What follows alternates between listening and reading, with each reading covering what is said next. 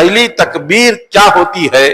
جب ہم نماز کے لیے مسجد میں آتے ہیں اور امام صاحب اللہ اکبر کہہ کر رکعت باندھتے ہیں، سورہ فاتحہ مکمل ہونے سے پہلے اگر ہم جماعت میں شامل ہو جائیں تو اس کو پہلی تکبیر سے نماز پڑھنا کہتے ہیں۔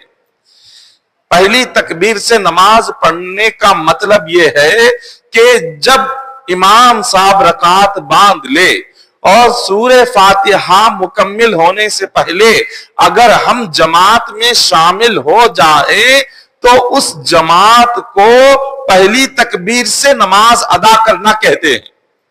اب یہ پہلی تکبیر سے نماز ادا کرنے کی فضیلت کیا ہے؟ پہلی تکبیر سے نماز ادا کرنے کی برکت کیا ہے؟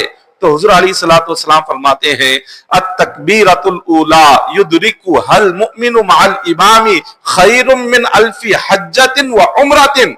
حضور نے فرمایا پہلی تکبیر کے ساتھ جو بندہ امام صاحب کے ساتھ نماز میں شریک ہوتا ہے اللہ تعالیٰ اسے 1000 حج اور 1000 عمرہ کا ثواب عطا فرماتا ہے۔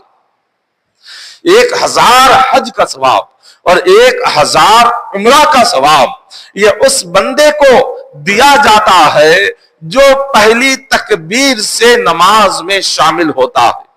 تو سوچے پہلی تکبیر کی کتنی اہمیت ہے۔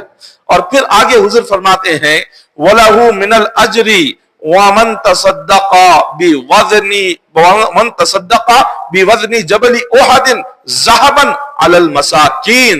اللہ تبارک و تعالی پہلی تکبیر سے نماز میں شریک رہنے والے کو جبل احد کے وزن کے برابر سونا خیرات کرنے کا ثواب عطا فرماتا ہے۔ جبل احد کیا ہے؟ یہ مکہ مکرمہ میں ایک بہت بڑا پہاڑ ہے، احد جس کا نام ہے۔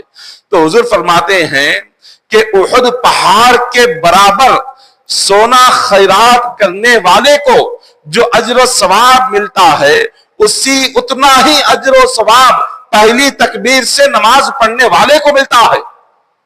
ایک احد سونا، احد پہاڑ کے برابر سونا خیرات کرنے کا اتنا ثواب یہ پہلی تکبیر سے نماز پڑھنے والے کو۔ اور پھر یہیں پر یہ ثواب ختم نہیں ہو جاتا بلکہ آگے پھر حضور فرماتے ہیں یکتب لہ بکل رکعۃ عبادۃ سنۃ، کہ جب وہ بندہ پہلی تکبیر سے آ کر امام صاحب کی اقتداء میں رکعت باندھ کر جب وہ 4 رکعت فرض پڑھ لیتا ہے یا 2 رکعت پڑھ لیتا ہے یا مغرب کی 3 رکعت پڑھتا ہے تو اللہ ہر رکعت کے